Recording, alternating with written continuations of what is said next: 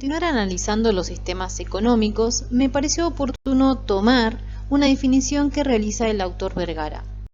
Y este plantea: el sistema económico es el conjunto de relaciones básicas, técnicas e institucionales que caracterizan a la organización económica en la sociedad. Para ello vamos a entrar en algunos detalles de cuestiones técnicas que nos van a permitir realizar y comprender mejor los análisis económicos.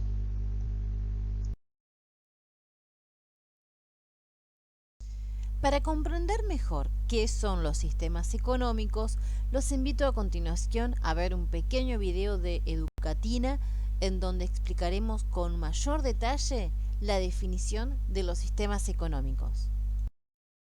Educatina, el sitio de educación número 1 de Latinoamérica. Hola a todos.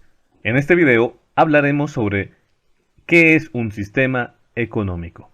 Bien, para hablar sobre el concepto de sistema económico, primero debemos acercarnos a reflexionar sobre algunas preguntas que quizás muchos de nosotros nos hemos hecho y que en términos prácticos se resumen en dos etapas de la actividad económica.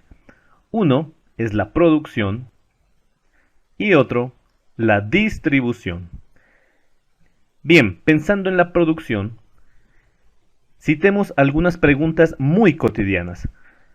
Veamos las siguientes. Comencemos con esta cuestión. ¿Quién indica, ordena o dice qué se debe producir en un país, por ejemplo? ¿Cuántas cantidades de cada bien o servicio se deben producir? Utilicemos un ejemplo. ¿Es mejor producir ropa, encargar la producción o combinar las dos opciones?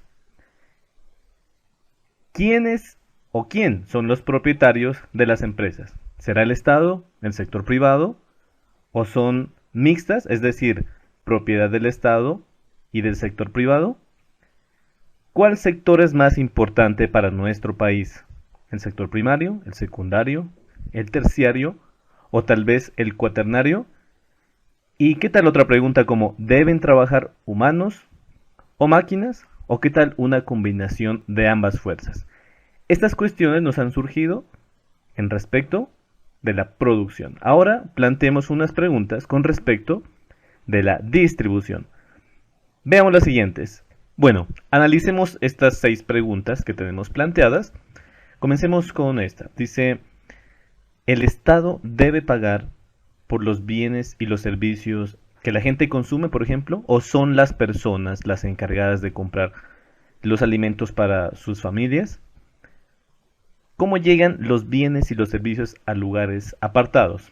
Supongamos un ejemplo. ¿Cómo llegan los computadores desde las ciudades capitales hasta los sectores rurales? ¿Por cuenta de la nación, de las empresas, de las personas? ¿O todos se encargan de costear diferentes desplazamientos? Cuando hablamos de distribución, queremos decir cómo hacer para que la riqueza de un país llegue a las manos de quienes necesitan satisfacer sus necesidades a través del consumo de bienes y de servicios. Pero sigamos con las preguntas. Si se vende petróleo, ¿de quién es ese dinero? ¿Quiénes son las personas más adineradas y por qué razón? ¿Y quiénes son las personas más pobres y por cuál razón? Bien, continuemos. Ahora sí, después de plantearnos esos interrogantes, y veamos qué es un sistema económico. Se le llama sistema económico a la forma en que una sociedad organiza la actividad económica en cuanto a la producción de bienes y servicios y la distribución entre los miembros que componen a un país o a una nación. Miren, cada sistema económico se caracteriza por su ordenamiento en términos de la legislación. Apuntémoslo por aquí. Ahora, esta parte legislativa especifica el régimen de propiedad. ¿Qué quiere decir esto?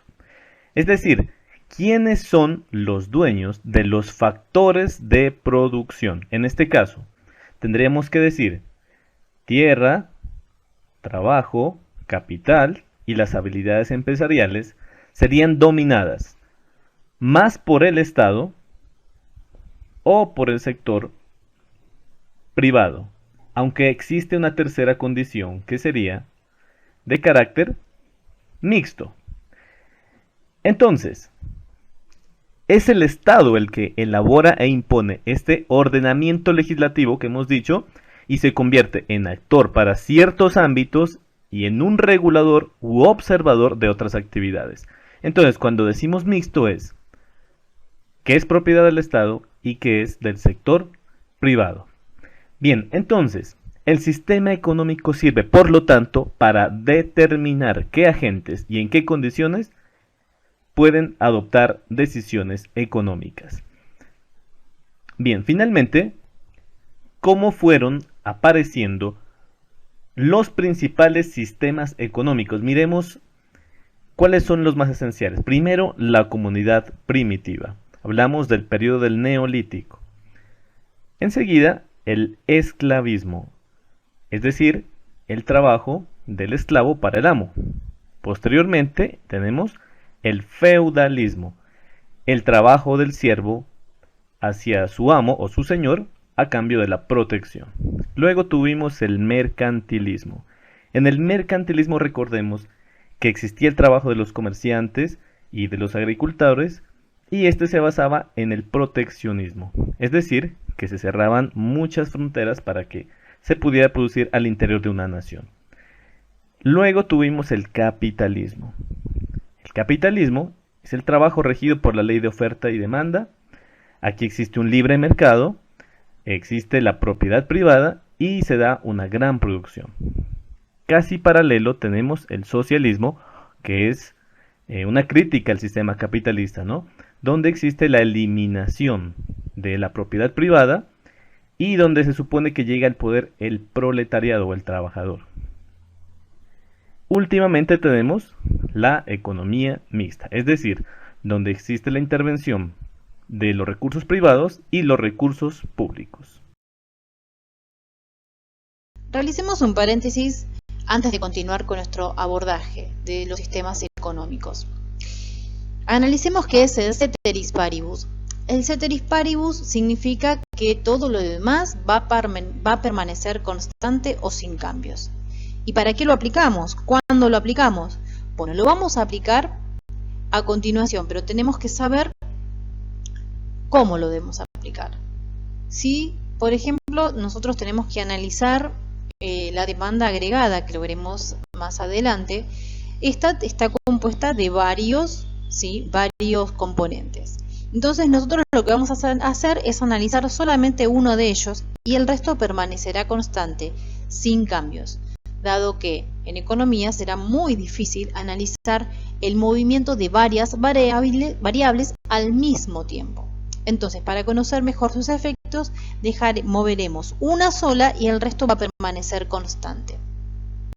Hagamos un ejemplo bien simplificado de la realidad como para que se entienda mejor. Si yo preparo café y a mi café yo siento que le falta azúcar y le agrego mucho azúcar, podríamos decir que ahora mi café estará más dulce, ¿no? Pero yo no dije ceteris paribus. Lo que puede implicar que al mismo tiempo que yo ingreso azúcar a mi café, ingreso agua, ¿sí? Entonces, para que se entienda mejor, si yo digo a mi café le ingresaré azúcar ceteris paribus, significa que solo agregaré azúcar y el resto va a permanecer tal cual está, se sobreentenderá que yo solamente agrego azúcar y nada más, ¿sí? Con este simple ejemplo pretendo que comprendan, ¿sí?, cómo lo vamos a utilizar de aquí en adelante.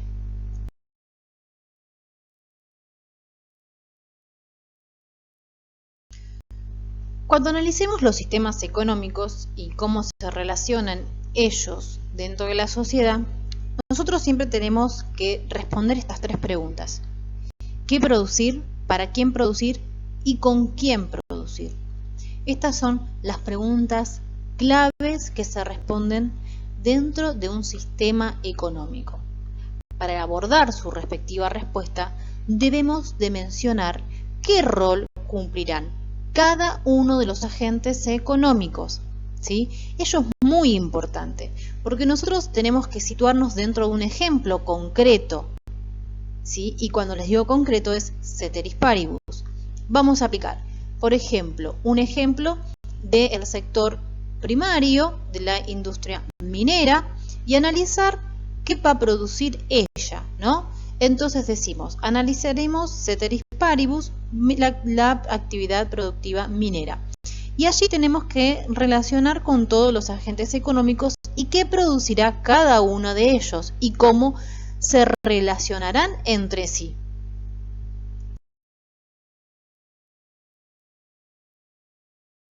Frente a la disyuntiva de resolver las tres preguntas que anteriormente mencioné, el Estado puede tomar diversas decisiones sobre la asignación de los recursos, lo que determinará luego distintos sistemas económicos.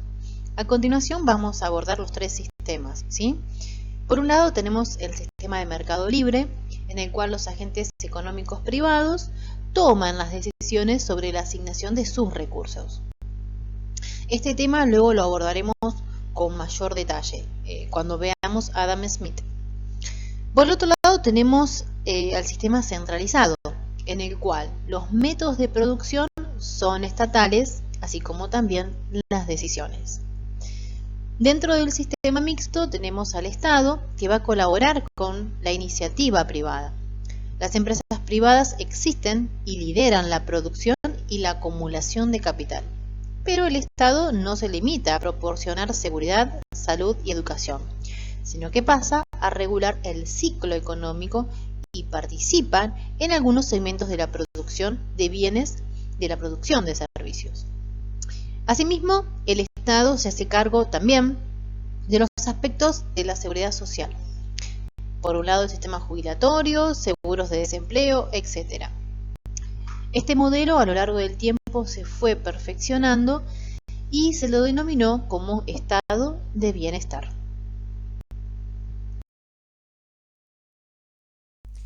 A continuación, les dejo un pequeño video para que puedan abordar la actividad del TP número 3. Les pido por favor que lo miren detenidamente, que tomen apuntes, dado que este material les va a ser de suma importancia para poder abordar la actividad.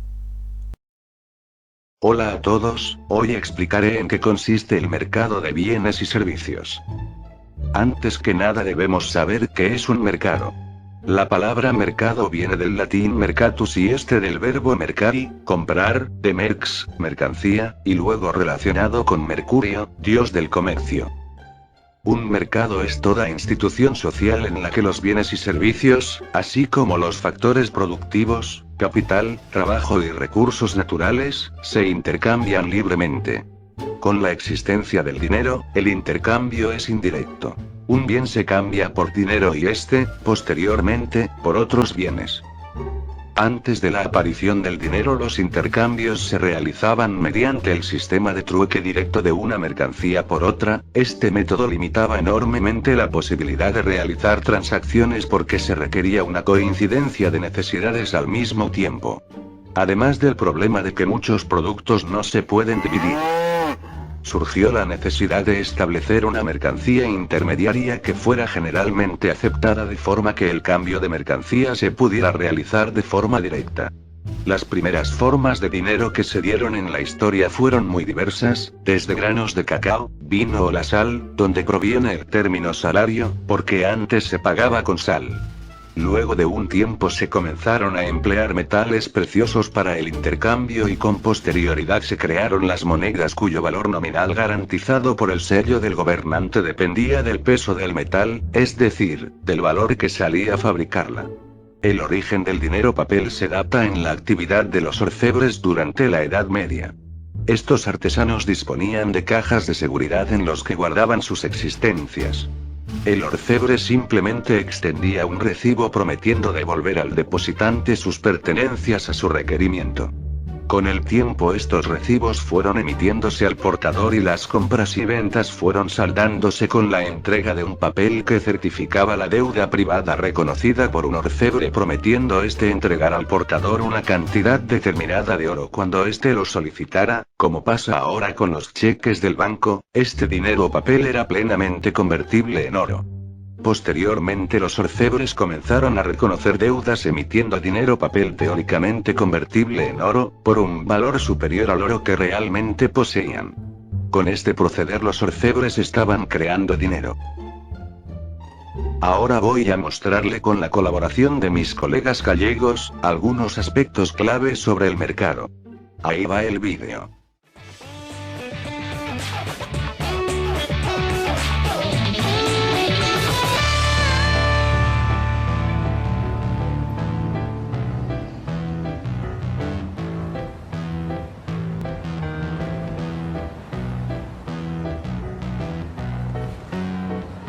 Son una pasada.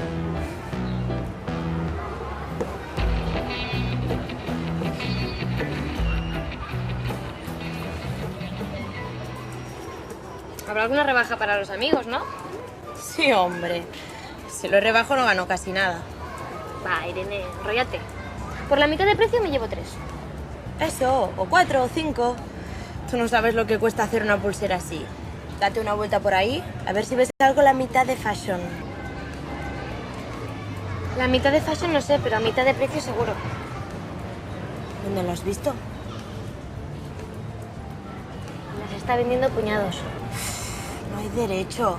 Bueno, al fin y al cabo es la ley del mercado. Esto no es un mercado, es un mercadillo. ¡Venga, que se me acaban! Y yo una pardilla. Las personas trabajan para empresas o en sus propios negocios y reciben a cambio un salario o renta. Con este dinero que reciben, adquieren los bienes y servicios que las empresas producen. Este gran intercambio se da en un mercado al que denominamos mercado de bienes y servicios. En un mercado, los vendedores desean cobrar el mayor precio posible y los compradores desean pagar el menor precio posible. Si el mercado funciona correctamente, compradores y vendedores llegarán a un acuerdo, a un precio de equilibrio, pues todos ellos desean el intercambio. Si un vendedor pone el precio muy alto para ganar más, entonces los compradores irán a otros vendedores que tengan un precio menor. Así, si el primer vendedor quiere vender, deberá bajar el precio. Aunque si un vendedor baja mucho el precio para vender más pero no cubre sus costes, esa gran venta no le servirá de nada, sufrirá pérdidas y quebrará. También la cantidad de producto afecta al precio de equilibrio. Si un día hay escasez de un producto en el mercado, su precio subirá, porque todos los compradores que lo quieran estarán más dispuestos a pagar un precio mayor con tal de no quedarse sin él. Y al contrario, si hay mucha oferta, el precio del producto bajará.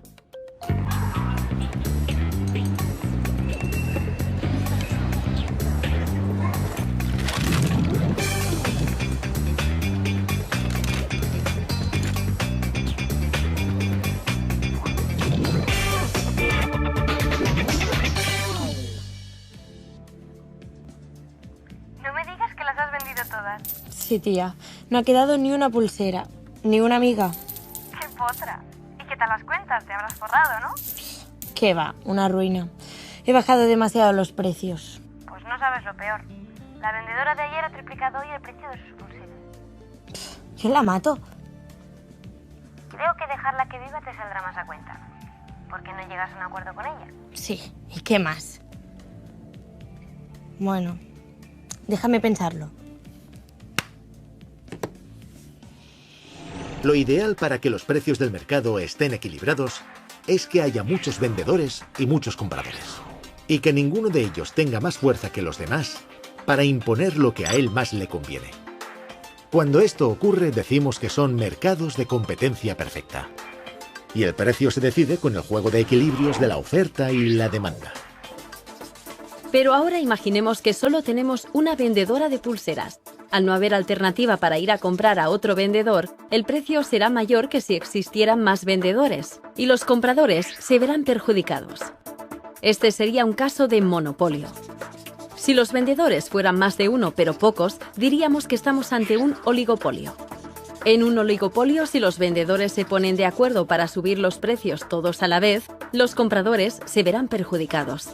En cualquier caso, para la regulación del buen funcionamiento del mercado existe la legislación mercantil que resuelve los conflictos entre empresas o personas que actúan en ese mercado. Las mías a 3 euros, las tuyas a 2, que parecen de serie. Tú y yo no teníamos que llegar a un acuerdo. ¿Y qué hacemos con los pastelitos? Querrás decir los cupcakes. A los que compren una de cada.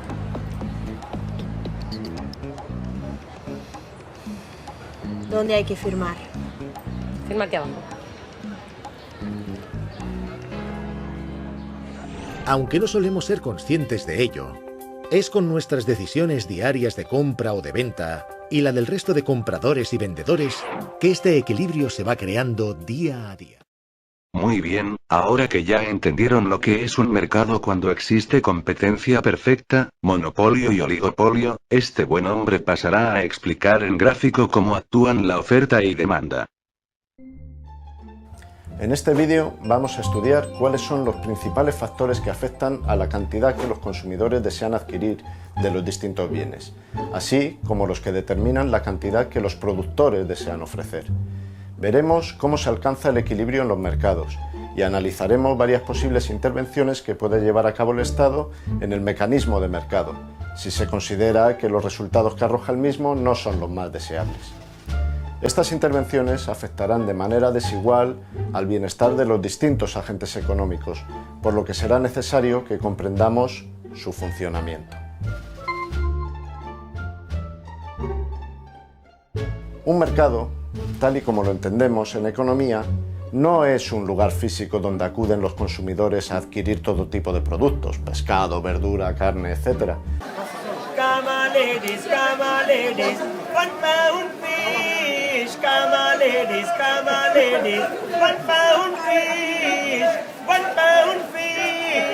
Sino que el mercado está compuesto por un grupo de oferentes, los vendedores, de demandantes, los compradores, de un determinado bien y servicio. En el mercado, los individuos han de entregar una determinada cantidad de dinero para obtener los bienes que desean. Eso es el precio. El precio de un bien, por tanto, es el número de unidades monetarias que se necesitan para obtener una unidad de dicho bien. La cantidad que los consumidores desean adquirir de un determinado bien o servicio dependerá de muchos factores, aunque a nadie se nos escapa que el precio del mismo será un factor fundamental. El resto de factores, la renta con la que cuenta el consumidor, sus gustos o preferencias, etc., también serán muy importantes para determinar cuál es la cantidad que los consumidores desean adquirir. Dado que la función de oferta la vamos a poder representar también referenciada a los precios, optaremos por buscar la relación entre los precios y las cantidades demandadas, considerando el resto de factores como dados. Posteriormente, procederemos a analizar qué es lo que ocurre cuando alguno de ellos varía. La demanda, por consiguiente, nos indica cuál es la cantidad que los consumidores desean adquirir a cada nivel de precios. Es, por tanto, la relación entre la cantidad demandada y su precio ceteris paribus, es decir, cuando el resto de variables permanecen constantes. La relación existente entre los precios y las cantidades, generalmente, es una relación inversa. Cuando aumentan los precios, menor es la cantidad que los consumidores desean adquirir de un determinado bien.